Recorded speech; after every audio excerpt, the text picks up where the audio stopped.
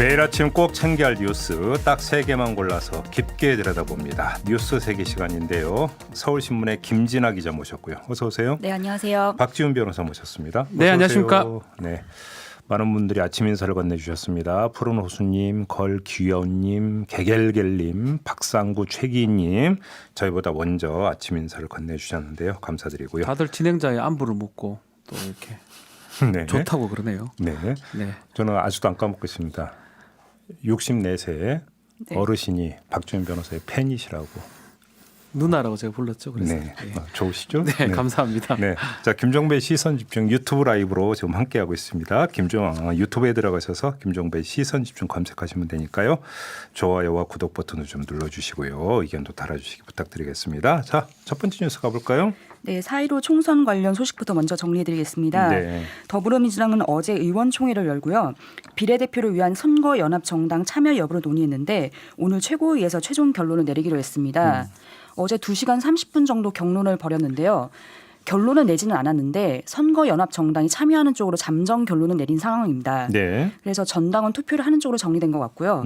구체적인 날짜, 투표 방식, 문구 등은 오늘 최고위에서 정하기로 했습니다. 근데 저는 이거 보면서 네. 궁금한 게, 자, 그럼 비례연합정당 만드는 걸로 뭐 전당 투표 결과 나왔다고 쳐요. 네. 그러면 거기서 민주당은 비례 후보를 몇 명 내겠다 이런 얘기까지 지금 되고 있어요, 당 안에서? 의원들이 개별적으로 의견은 내고 있는데요. 그건 네. 확정은 아니라 오늘 이따가 이제 좀 정할 걸로 알고 있습니다. 민주당 안에서 비례대표를 내냐 안 내냐 또 네. 넘어가냐 안 나냐 이런 게 가장 중요한 부분이거든요. 그러니까요. 또 정의당은 좀 아직 안 한다는 뭐 정의당은 거의 모양새이기 먼저 때문에 선을 그었다시피 예. 했고 전국위원회에서 의결 사항이니까. 솔직히 미래한국당처럼 하는 게 제일 깔끔하긴 합니다. 미래통합당은 비례대표 내지 않고 비례연합정당이 아니라 그렇죠. 그냥 비례위성정당으로 예, 단독으로. 그게 맞는데 그냥 이렇게 그렇게 하지 않는다면 효과가 좀 적을 수도 있고요. 네. 또 논란의 소지가 또 더 있을 수도 있습니다. 국자 후보는 안 내는 걸로 알고 있고요. 대신 네. 파견하는 방식으로. 그러니까요. 네. 그러니까 파견 방식으로 한다면 그럼 민주당은 지분을 그러니까 몇 석을 요구를 하는 건지 또 순번이 어떻게 되는 건지. 그렇죠. 사실 오히려 이제 그 악마는 디테일이 있다. 그렇죠. 뭐 이런 이야기를 많이 하고 있는 상황인데 물론 근본적으로는 이렇게 가야 되는 거냐라고 하는 사실은 찬반 아직도 지금 뭐 팽팽하게 나오고 그러니까 있는 지금 상황이라고. 안에서도 지금 결론이 잠정적으로 났다지만 네. 구체적 내용은 전혀 내용이 안 된 것 같거든요. 네. 어떤 의원은 이런 말씀을 하시더라고요. 정치는 현실이다.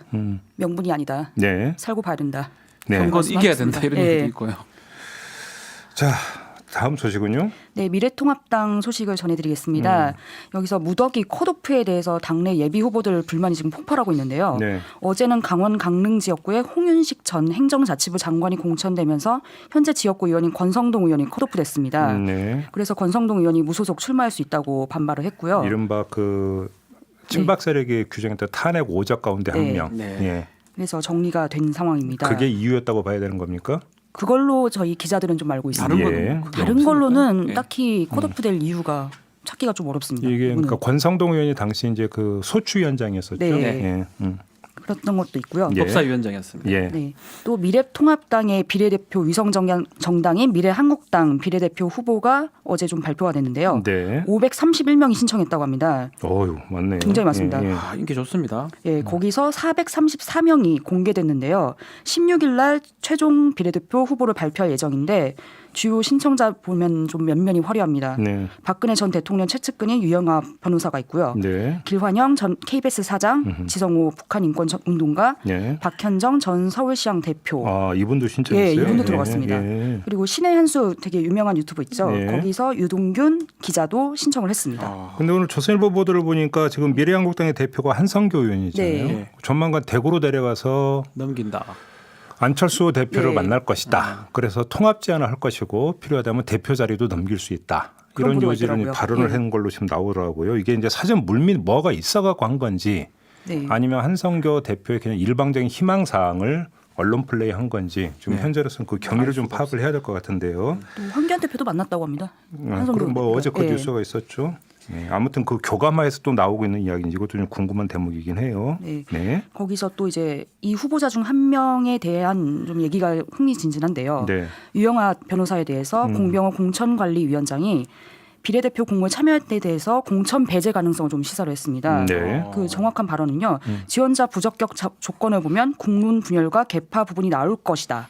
이렇게 말한 거에서 배제할 수 있다라는 뉘앙스가 읽히고 있고요. 예.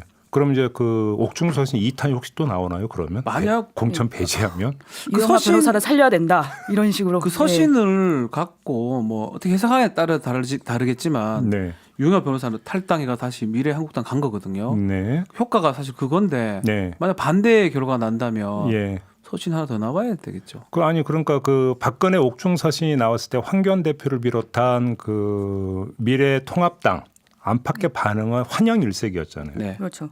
일단 겉으로는. 근데 유영하 변호사를 만약에 공천 배제로 이어진다고 한다면 그거는 그냥 정책인 수사였고 네. 또 본심은 다르다 이렇게 연결이 되는 건가요, 이야기가? 그러니까 박근혜 전 대통령이 말한 보수가 하나로 뭉쳐라 이게 그냥 수사 정도. 그러니까요. 우리는 우리대로 살 길을 찾겠다 이런 네. 느낌으로 좀 읽히기 때문에 예. 이분의 공천 결과가 좀 그러니까요. 그래서 관심 집중되는 겁니다. 박근혜라는 존재를 부담스러워한다 이렇게 해석을 해야 되는 게 맞는 그렇게 거죠. 볼 수도 있을 것 같습니다. 만약에 공천 예. 배제를 한다면. 결국은 서신이 겉으로는 그랬지만 지금 선거 국면에서는 네. 오른쪽에 있는 정당은 왼쪽으로 가야 되고요. 예. 왼쪽 정당 오른쪽으로 가야 되잖아요. 예. 오른쪽에 있으면 오른쪽 더 가는 결과가 되는 거거든. 들어가는 결과가 되니까 결국은 선거에 유리 분리는 이 당에서 따질 수밖에 없다.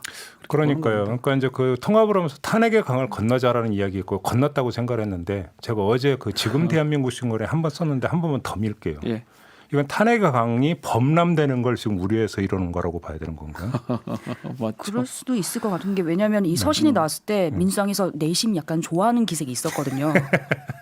아 드디어 이제 중도층이 떠나가려는 중도층이 다시 돌아올 수 있는 기회가 되지 않겠냐 네. 이런 시각이 있었기 때문에 여기 미래 한국당도 그런 걸 좀 신경 쓰지 않았나 생각도 듭니다. 알겠습니다.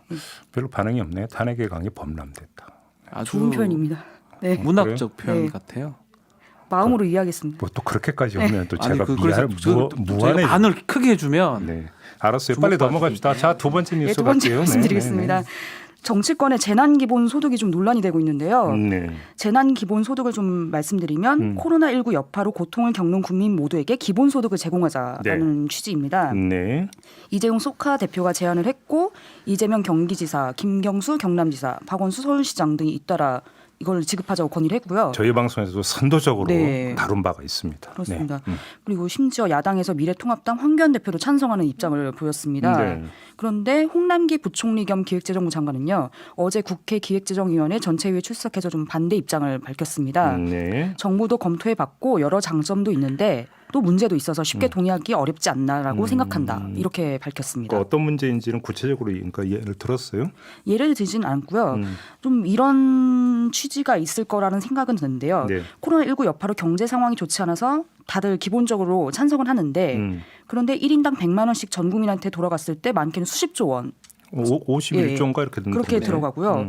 또 재정 부담으로 재정 건전성도 악화될 수 있고 네. 심지어는 뭐 사행 심리도 부추길 수 있다. 이런 우려도 있다고 합니다. 사행심리까지 가는 심리는 거예요. 좀 그렇고 네. 재원이죠. 재원. 재원인 것 같습니다. 아니 그러니까 저는 그 기획재정부 입장에서 우려하는 건 충분히 우려할 수 있다고 생각을 일단 그렇게 되면 이제 이건 뭐 그러니까 국채 발행에서 조달하는 수밖에 없으니까 안 되면 국채거든요. 이제 국가 재정 건전성 문제를 고려하는 건 어찌 본다면 기재부 입장에서는 당연히 고려 당연하죠. 사항일 거고 또 결과적으로는 51조가 한꺼번에 시장에 풀렸을 때 그 후과 그렇죠. 네. 라고 하는 거지 51조라고는 어마어마한 돈이 한꺼번에 풀렸을 때 그것이 미칠 수 있는 영향이라는 게 또 어마어마할 수 생각해야 있으니까 되거든요, 기재부는요. 뭐 그것까지 고려하는 것은 충분히죠. 뭐 저는 그 기재부 입장에서는 고려할 수 있다고 생각을 해요. 그래서 뭐냐면 운영의 묘라는 게 필요한 거 아니겠습니까?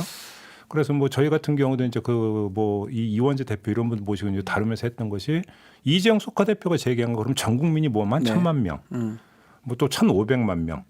어떤 그 기존의 복지 전달 체계에 구축돼서 그 안에 들어와 있는 사람들이 있기 때문에 네. 선별 작업이 오래 걸리는 것도 아니고 그러면 그런 사람들을 우선적으로도 할 수 있는 거 아니냐. 네. 이 정도라고 한다면 그건 절충안이 얼마든지 나올 수 있는 거잖아요. 뭐 홍콩이나 지금 말레이시아 같은 거는 하고 있거든요. 네. 재난 관련돼서 기본소득. 홍콩도 뭐 한 18세 이상한테 다 한 150만 원 정도. 네. 말레이시아도 좀 준다고 그러고 그러니까 계획을 발표했고 아마 시행이 될 가능성이 높아요. 네. 그러니까 사실 재원 빼고는 나머지는 뭐 포퓰리즘이 이거는 저는 포퓰리즘 안 되는 걸 대기했을 때 포퓰리즘이지 지금 상황에서 경기 침체가 되고 예컨대 지금 전주는 막 시행할 걸로 보이는데 지역화폐라든지 이렇게 한다 그러면 당장에 쓸 수 있는 돈이 나오고 네. 당장에 상공인들 도와줄 수 있고 저는 우회적으로 도우는 것보다는 직접 도우는 방법이 좀 가장 지금 현실적이지 않을까 생각이 좀 듭니다. 그러게요. 근데 아무튼 어제 청와대에서 이제 선을 그어버렸기 때문에 네. 이게 얼마나 이제 탄력을 받아가면서 갈게 될지는 솔직히 좀 잘 모르겠어요. 또 좀 모르기도 하겠고요. 예. 만약에 이게 경기 부양의 효과도 있을 것 같은데 실제로 이 지급을 받았을 때 이분들이 돈을 쓸 수 있느냐 그걸 따져봤을 때는 또 아니라는. 근데 얘기도 유효기간 있어서요. 같은 걸 예. 둔다면 쓸 수밖에 없을 겁니다. 지역화폐를 그런 식으로 발행을 지역화폐라든지 아니면 하고. 뭐 티켓이라든지 이런 예. 것을 줘서 쓸 수 있게 하는 방법도 있는 것 같습니다. 네네. 알겠습니다. 자, 마지막 뉴스로 넘어가 보죠. 네, 코로나19 관련 소식인데요. 네. 서울 구로구 신도림동 코리아빌딩 콜센터하고 관련해서 코로나19 확진자가 현재 80여 명으로 집계됐다고 합니다. 네. 박원순 서울시장에 따르면 이번 집단 감염은 서울에서 가장 규모가 큰 사례라고 하고요. 확진자 중에는 콜센터 직원뿐만 아니라 가족, 뭐 이런 접촉자도 있어서 네. 앞으로 검사 대기자를 감안하면 콜센터 관련 확진자가 100명을 넘을 수도 있다는 얘기가 있습니다. 네.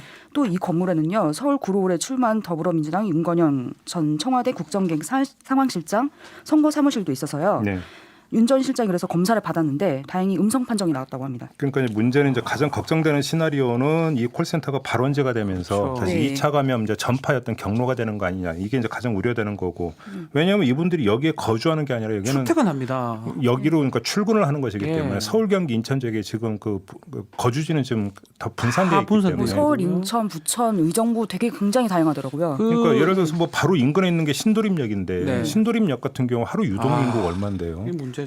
그리고 또 문제가 되는 게 콜센터 자체가 이렇게 위험한 곳이었나라는 것도 알게 돼서 네. 지금 전국에서 난리가 난 것 같습니다. 바로 그 점 때문에 네. 저희가 바로 이 10년차 콜센터 노동자 한번 지금 바로 인터뷰를 하려고 준비하고 있으니까요. 이건 이분하고 인터뷰를 통해서 한번 좀 얘기를 나눠보도록 하겠습니다. 오늘 두 분과는 여기서 인사 네. 나눠야 되겠네요. 네. 박지훈 변호사, 김진아 기자였습니다. 수고하셨어요. 네, 감사합니다. 이슈의 핵심을 꿰뚫는 예리한 시선, 믿고 듣는 진품 시사 김종배 시선 집중.